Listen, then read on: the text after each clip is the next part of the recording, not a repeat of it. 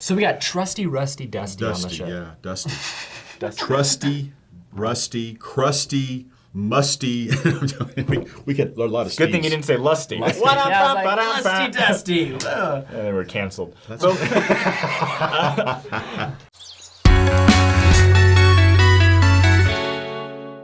We've got Dusty Smith on the show, and Dusty's story has been shared on LDS Living and things like that. All over the internet. All over the internet. In all honesty. Because, Dusty, you used to be a Mormon, and then an anti-Mormon, and now you're Mormon again.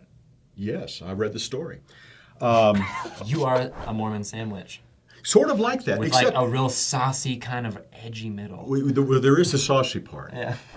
Actually, Saucy, rusty. I grew up Dusty. non-LDS. I converted when I was right after college and served a mission. After my mission is when I left the church. I was in law school, actually. It was my third year of law school when I left the church. And did you go inactive, or did you leave the church? Oh, no. I actually, I lost my testimony totally. And I was angry, very angry. And I wrote a letter to the to my stake president and said, please remove my name from the church rolls. So yeah, that's as leaving as you can get. And then I got a letter a couple of months later inviting me to church court.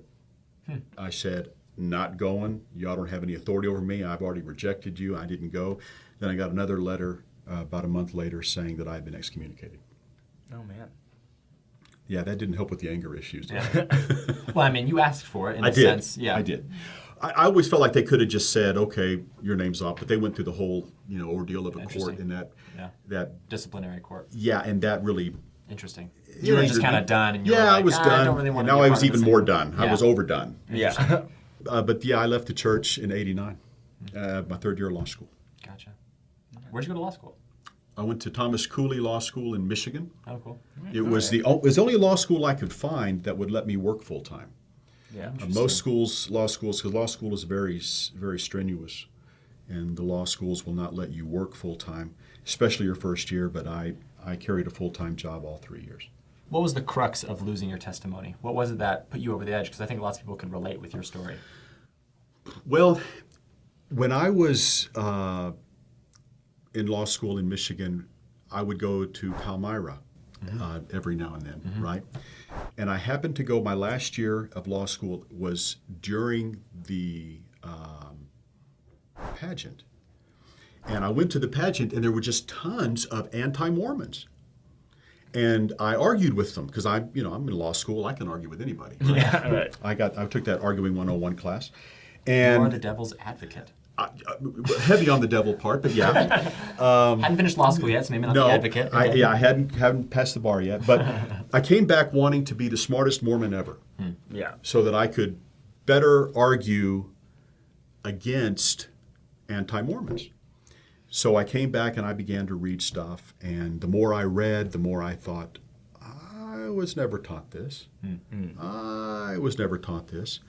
And to be perfectly honest, because I was imperfectly honest before now, but to be perfectly honest, I wasn't prepared for a spiritual battle. I was living on 3 hours of sleep a night, working all day, going to school, studying all night, trying to grab 3 hours of sleep here and there, and wasn't prepared for the spiritual battle that I was going to undergo. And I woke up one day and realized that I no longer believed. I no longer had a testimony.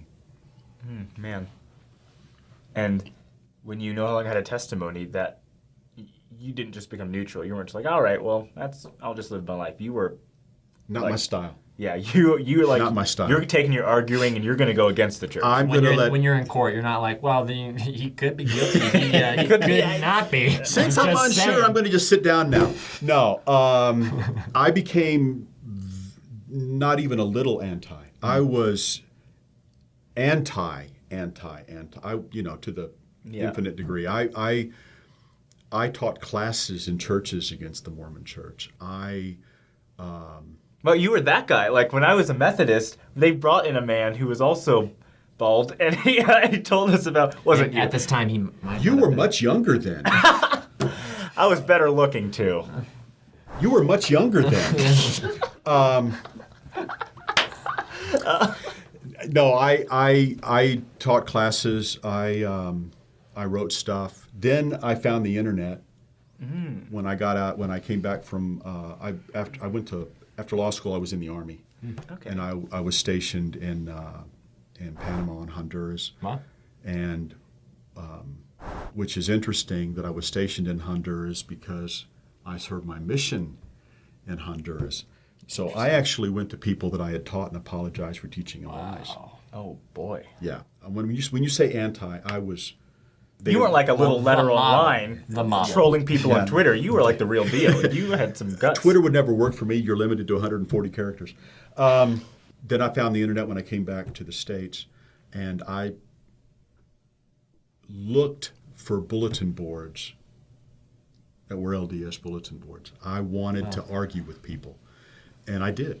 I went and found several, and I was constantly posting, you guys are wrong, you guys are wrong, you guys are wrong. Here's why you're wrong. It's a false church. It's a false prophet. You name it, I was spouting it. Hold on. So do you think that when you made your decision that cognitive dissonance fell in and you were like, well, I made my decision, so now I have to go deep into anti, or did you truly feel like there was no other option than to go anti? There's always an option, but here's the thing that I don't think that people, if you've left the church, you understand this. If you leave the Baptist church, if you leave the Methodist church, if you leave the Lutheran church, you haven't invested much in those things. You know, a lot of people choose their Baptist church, Lutheran church, Methodist church on who has the best sermon. They like this Best choir. community. Yeah, the best congregation. They don't invest. When you become LDS, you invest in yourself into it. I was a college graduate when I became LDS the first time. I quit my job to go on a mission. Yeah. Okay? I had family that turned their back on me. I had a girlfriend who turned her back on me. I gave up quite a bit to be LDS. And so when you leave that, you feel like you've been cheated. Or betrayed, yeah. Absolutely. So it wasn't just ambivalence in my. Now I will say this: there are a lot of people who leave the LDS church who become atheists, and I never did that. I always believed in God. Interesting. Okay, always believed in God. But yeah, holy moly, I was out there. I began to then search out places where I could argue with people. I wanted people to know that I was against the Mormon church and that they were all wrong, and I was right. And that's how I met Mike. In the story, Mike was on this, what do Mormons really believe? I joined and said, I'll tell you what they really believe. And he and I began to argue quite a bit. Some really nasty arguments. Interesting, yeah. We've been a part of those a little bit. I can see that with him. I can. Yeah. You're probably always right, though, so you just hold that inside. That's kind of the branding of the show. Yeah, it's based upon that. I I'm didn't know always that right. for a fact, but I suspected it. I had no idea that I had no idea that Bruce Willis had such a punch to him. You know, interestingly enough, I kind of a Bruce Willis look. Compliment, I though. get stopped all the time. You look like I took a picture of me by a poster of his one day because people kept saying that, and darned if I don't a little bit. I don't get his money, but you know. Maybe his strength. But on the positive side, I didn't have to be with me more either. So So what? So you're in these arguments with Mike, and they're nasty. Nasty. And they're just not probably very edifying, or they're not really conducting any sort of good outcome. Yeah. no, in fact, people watched them because they were arguments in posts where I would say something and he would say something. was Somebody online. else would join in. Yeah, this Ah, was okay. a chat board where it would people would post on it'd be different threads and you could go, and I would start threads. Look at what Joseph did here. Look at what this happened here. You would have loved Reddit. And was this just a couple of things, or was it like Joseph polygamy, blacks in the priesthood, women in the priesthood, I had all Kolob, kinds of Heavenly stuff. Mother? Do you want to know one of the biggest arguments that I used against was all the various versions of the first vision. Because I would tell people on the board, you put a witness on the stand. I mean, I'm a litigator, right? You put a witness on the stand, and I have won more trials than I can shake a stick at by them having more than one story. 2 stories. I can destroy a witness with 2 stories. And Joseph has 9. Yeah. Oh, I can destroy his story. I could destroy Joseph on the witness. And I would tell that to Mike. Yeah. you know. But that was one of my biggest arguments. The archaeology was another one, you know. I can walk the streets of Jerusalem, but I can't walk the streets of Zarahemla, you know. So those were one of my other arguments. Yeah. So Mike and I, over time, became friends, and the hatred went away of the church, and I began to feel a pull. Back in 2005-ish, began to feel a pull, and rejected it. I said it's just good feelings of my mission, because I really loved my mission. Even when I was hating on the church, I would say, but my mission was my best 2 years of my life. Like I had some fun times. I loved being a missionary. In Honduras. Yeah. Not in Boise. No, not in Boise. No. I probably wouldn't have had fun in Boise. But I did. I loved being a missionary. So I kind of rejected it. Then in 2009, the pull came back a little bit, and that's when the miracle started. Was in 2000. What precipitated some of the miracles was in 2009. In 2009, I went down to the Mexican border to do depositions. I had a client who was from Mexico and had been in a car accident in Dallas, and I went down to do he couldn't come back in the country. So we just arranged to do the depositions at the immigration station there on the border in Laredo. So I go down to the border and I contract the swine flu. I had the swine flu in 2009. H1N1. Did you really? I did. I had the real bad kind, H1N1. You were much younger then. No, I'm kidding. Yeah. Let me tell you, Same time. I came back and I was so sick, and I'm a veteran, 6 knee surgeries. They consider me a disabled vet. So I called the VA. They said, "Oh no, don't come here." Nobody would see me. Yeah. They were afraid of it. I remember. And my bad. 2 missionaries knocked on my door. My son let them in, and they came up, and I didn't want them there. And they said, "Well, can we give you a blessing?" And I said, "Okay." And they did. And I was immediately healed. Immediately. I mean, I got up out of bed, walked him downstairs, and still did not join the church. My pride was way too. They said I was going to. Well, no. Have a good day. Yeah. Thank you so much for the healing. Come again. I'll call you when I'm sick next Maybe time. not, actually. Well, I went back. I went back to Sacrament. I went to talk to the stake president. He said you'd have to go to a church court to come back. I said, "Well, I didn't do anything wrong. I'm not going to a church court." I said, "Forget it." I walked away. Well, in 2009, I did join another Mormon board under a name. I forget what name it was. Brigham Young. Something like that, like a name like an old apostle or something. Usually they do that. And I told them I was being pulled. I felt a pull. Yeah. And then I immediately left the board and never went back. Forgot I'd ever been on that board. Yeah. In 2014, I rejoined that board under a name Country Boy. And You don't say. yeah. And I begin posting, and this girl starts messaging me. Her name was Garden Girl. And she said, "I feel very, very strangely drawn to you."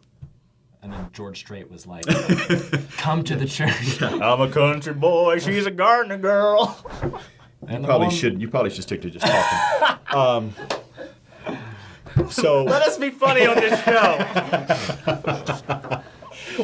So anyway, I told her, I said, I got to tell you, I don't mind messaging you, but I'm married. And she wrote back and she says, "I'm 75, get over yourself." So She just gardens. yeah, she just gardens. Yeah. So anyway, we got talking on the phone one day. She was LDS and I was never going to come back to the church. We were talking and she said, "Do you have any family members in the church?" I said, "No." I said, "Oh, I do. Hang on, I do.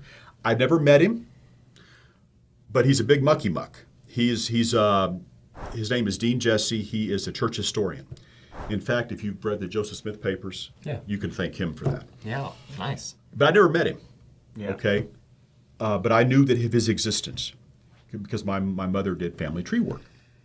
And she was a long pause, and she said, "Your cousin is Dean Jesse?" And I said, "Yes." And she said, "My cousin is Dean Jesse." Turns out this woman and I are related. Wow. And never knew she existed. So then my wife is working for a photography company. She's district manager, and they want to move her to Louisiana as a promotion. And we said, "Okay, we'll do that." Is that a promotion though? Louisiana, I don't know. But she moved to Baton Rouge. We had agreed we would meet in Shreveport once a month, and it was going to be fine. Yeah. I wanted her to live her dream. It was promotion, right? She was there for several months, and they said, we're going to close that district. We want to move you to Baltimore. Right? So we talked about it. I said, fine, I'll come visit you every 3 months. Mm-hmm. We'll go see Washington, D.C. We'll do stuff. So I called Mike, my friend Mike, right, of the bulletin board fame. And I said, Mike, I need you to pray. We need Susan to get this position in Baltimore. It's a 2-week vetting deal, but, please pray for her. And Mike said, absolutely, I'll put him in the temple, which Mike had done for 20 years for me.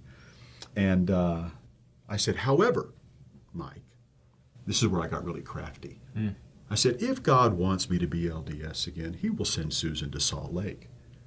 There was no position open in Salt Lake, and I knew that. The very next day, the person in Salt Lake retires. Very next day, Susan's paperwork is transferred to from Baltimore to Salt Lake, and she's hired without any vetting immediately. So I call Mike, and I said, Mike, you're not going to believe this, but Susan's going to Salt Lake. And Mike said, well, you know what you told God? I said, I was just joking. He said, God wasn't. That's when I decided it was time to hit my knees. And I said, okay, Heavenly Father, you want me to be LDS again? Great. But I have issues. There's issues that I left the church over. Those have never been resolved. I need you to resolve these issues. Yeah. And I left it in his hands. And then for the next several weeks, I would wake up in the middle of the night with a new answer. Every night. Well, not every night, but almost every night. I was some new answer. For example, I told you that geography was one of my issues, right? Archaeology. And so I'm sitting talking to the Lord, and the Lord says, okay, if you walk the streets of Jerusalem, does that make the Bible true? And I said, no. And he said, but if tomorrow someone found a sign down in South America or somewhere, and they wipe it off and it says, welcome to Zarahemla, population 450, what would that do? I said it would make the Book of Mormon absolutely true. Mm-hmm. And he said, well, then where would be your faith? Yeah. And I was, okay, that's an answer I can accept. Mm-hmm. One of my issues was Joseph Smith. First, it was the one where he was a treasure hunter, a kid. Folklore, yeah. You know what the Lord told me? He said, okay, Mr. Attorney, who would you have chosen? Would it have been you, who questions everything? Would it have been a doctor, perhaps, would have been more your liking, who always needs to have proof and evidence of something to fix something? Or how about my plan, where it's a person who's open to the suggestion that there's other stuff out there, that there's the potential that God will talk to you, that God will be there, that you'll have visitations from angels. Who would you have chosen, Mr. Attorney, since you're so smart? And I said, Joseph Smith, sir. But that was an answer that I could understand. But the one about the this is kind of funny, because I'd always heard the answers, well, he told different things to different people at different times. Yeah. So something happened during the day, and Susan was living here. Mm-hmm. I was still living in Dallas, and something had happened. I don't remember what the story was, but I wanted to relate the story to Susan. Mm-hmm. So I'm telling Susan the story, and I've already told it a couple of times to friends during the day, but I'm telling Susan, I'm cutting some things out because I feel like she doesn't need to know the superfluous stuff, right? And she's interrupting me, asking questions, and I hate being interrupted. Keep that in mind. Anyway. Oh, sorry. So finally, I get mad at her for interrupting me because she's asking me questions, and she finally says, if you'd tell me everything, I wouldn't have to ask you questions. And then I realized, you do tell people different stories based on who they are and what you think they already know. Mm-hmm. And that was a hard way to learn that lesson because we had a fight. But it did dawn on me, yeah, you might change the story a little bit. Not change it, but alter it to focus on different things. Yeah, or less depth, depending on who you're talking. Yeah.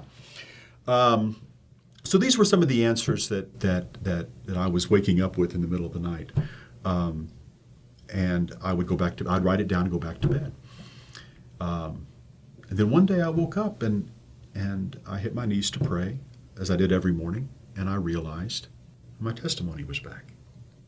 And I had I don't want to make it sound like I'm a visionary because I'm not, but I had like this scene in my head where Heavenly Father the Lord walks up to me, and he's got his hands like this. And he walks up to me and he says, okay, I have kept this safe and warm for you. Now it's your turn to keep it. This time, take care of it. And he touches my chest. And my testimony's back.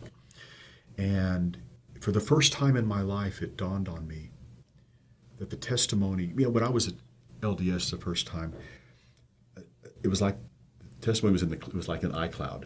You pulled it down when you needed it. I'm going to give a testimony. I'm going to pull it down, give a testimony, put it back up there.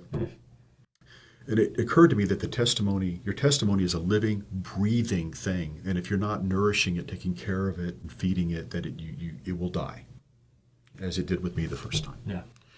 So I went back to Dallas. I came to visit Susan in April of 2015. I had gotten where I was going to get rebaptized, hadn't been baptized yet. And I come to Salt Lake to visit Susan once every 3 months. And I'm taking my 5-mile walk that I do every day. And the Lord says, this is home now. I don't want to move here. I had a great job, great law firm, nice house, balcony, front porch. I love my house in Dallas. I went back to Susan. I said, Susan, what do you think about Salt Lake? And she said, I've been wondering how to tell you that I don't want to leave. I said, fine, I'll go back home and I will try to sell the house. Mm-hmm. So I get back home. I call a realtor. Realtor comes to the house and looks around and says, okay, you're never going to sell the house, ever. Because it was built in 1929. The foundation's a mess. You're going to have to spend thousands of dollars into this house just to get the house sellable. Even consider appraising it. Yeah, and even then you'll never get what it's worth. And I called Susan and said, okay, Suze, never mind. We may have to rent it out. I got baptized.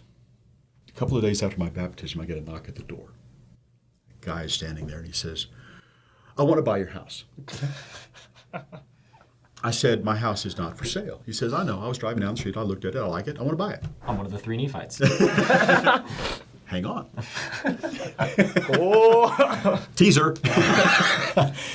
I said, sir, I got to tell you, I appreciate that, but I don't have the money or the time right now to spend to get it all fixed up. Right. He says, nope, I want to buy it as is. Oh my gosh. I said, how much? He wrote down the figure. It was more than the house was worth. I called Susan. I said, you're not going to believe this. And she said, when the Lord wants you someplace, he really wants you someplace. Now, the story does not end there. About a year after that, I sold the house, moved here, boom, right? About a year after that, I get a phone call. Some guy wants to buy my house in Dallas. I said, I sold it. He said, you sure? I said, I was there, pretty sure. And he said, hang on a sec. And I heard papers rustling and everything. And then he says, huh? I said, what? And he goes, yeah, the records show. Your house was bought by somebody. He then disappeared. Your house is in foreclosure. For him, not for me. I got my share. But the guy that bought my house, if you go down Dallas right now, the house is abandoned, a mess. He buys my house and disappears. And so make your own suggestions. So then, remember I told you about the missionaries? Are you one of the 3 Nephites? I'm actually 2 of them. In February of this year, went down to Sandy, Utah to a gun show and saw a table of holsters. Don't like guns? I was about to say. How does he know? He can just tell. He can just see the... I have radar for those that hate the Constitution. Oh, that was a good one. I love... In my apartment, we have the Constitution on our wall. It's full of dart holes. I get it. Especially right around the Second Amendment. That's the bullseye. Oh, man. Glenn Beck's going to love this episode. So anyway, I'm at the gun show, and I want a holster. So I see a table for holsters, and we go over there. My wife and I walk over, and we're talking, and the one guy says, are you from Texas? I said, yes. He said, I own property in Texas. I said, cool. And we got to the why I'm here, and I said, well, if you heard the President Uchtdorf's talk in October, then you know why I'm here. That was me. And he goes, really? Will you talk to me for a minute? I said, sure. So my wife and I walk over with this guy, and another guy kind of follows. So I'm telling this guy my story. And I get finished, and the other guy that followed him says, you're from Dallas? And I said, yes. And he goes, Oak Cliff? I said, yep. He said, you probably don't remember me, but in 2009, I came to your house and gave you a blessing.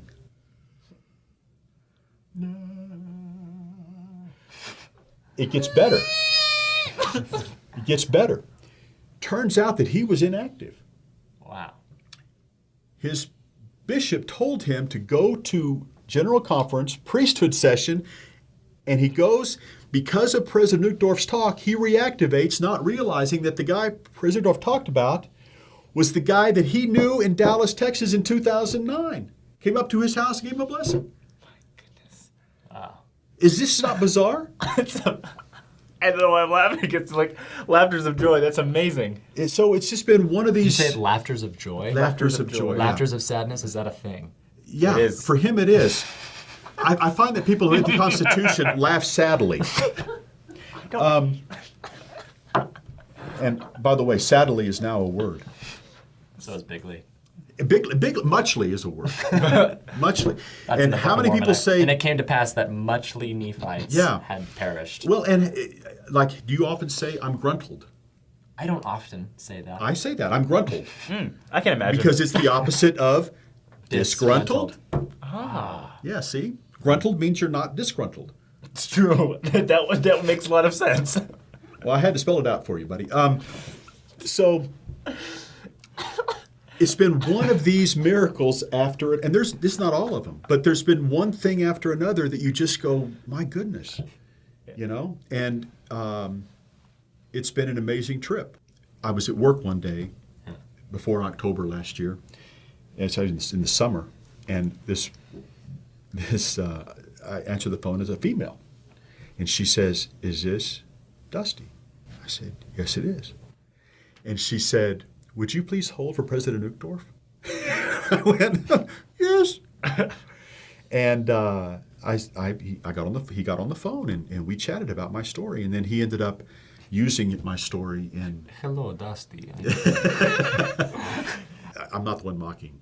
Oh my gosh. No. He's taking both of us down, and he's flying the ship. I'm happy you're getting subbed because it's just me this whole time. So he used my story in General Conference, and then later he ordained me a high priest. And when he did that, Wow. my bishop, my stake president, my wife were there. My wife was not LDS.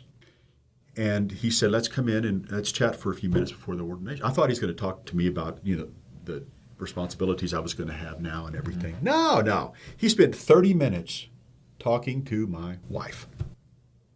And he told her, bring what you have, we'll add to it. And then he told her, I know that Dusty wants to be sealed to you in the temple. We'll save a place for you. And the very next day, Susan agreed to take the lessons, and we just baptized her on September 23rd. Wow. So Wow. it's just been an amazing journey. This story came out, and I've had hundreds and hundreds and hundreds of emails.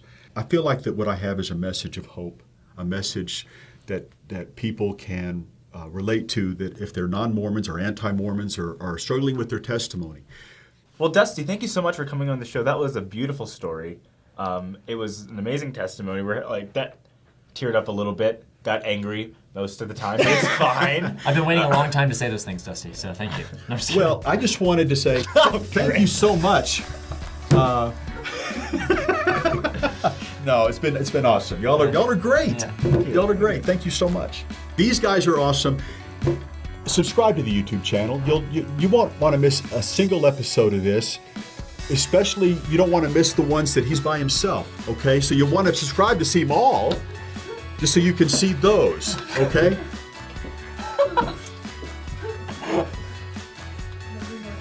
See how much better it is now? We have room. 2 Mormons.